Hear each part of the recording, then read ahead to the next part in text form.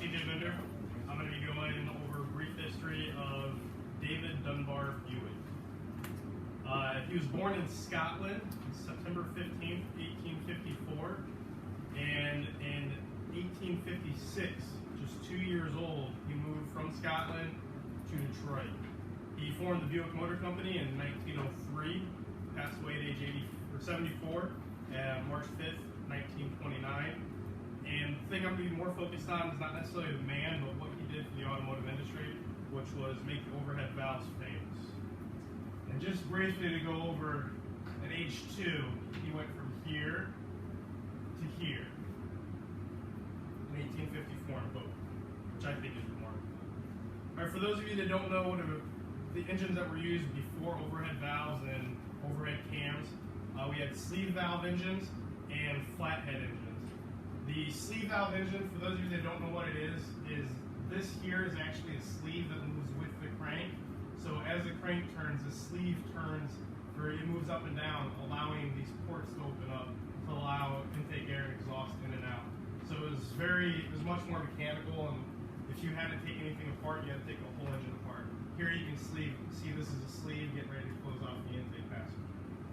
The other type was flathead engines, and those use valves. For those of you that aren't familiar with it, those also use valves, but they were by the side of the piston instead of above it. So if you ever needed to machine the valves or the seats or anything, you had to take the entire engine in to get that work done.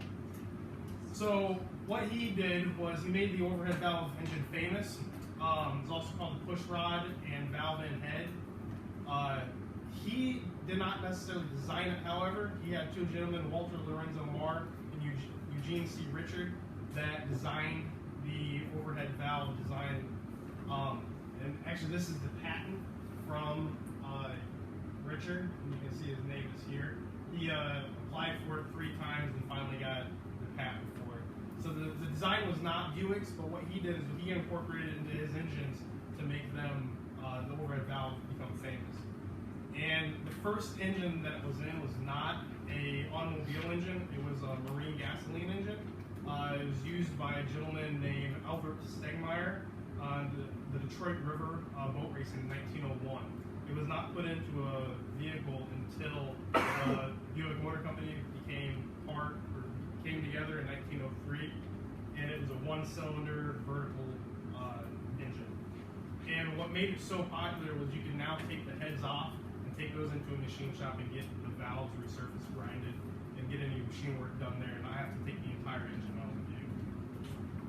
In conclusion, I discussed how far you travel, the history of different types of valve configurations, and the importance of the overhead valve engine design, and how it made casual parts work for us. Also, the handouts that I gave are pre-war Buick designs for their emblem, and what we currently have today. I'll let you look over those. Thank you.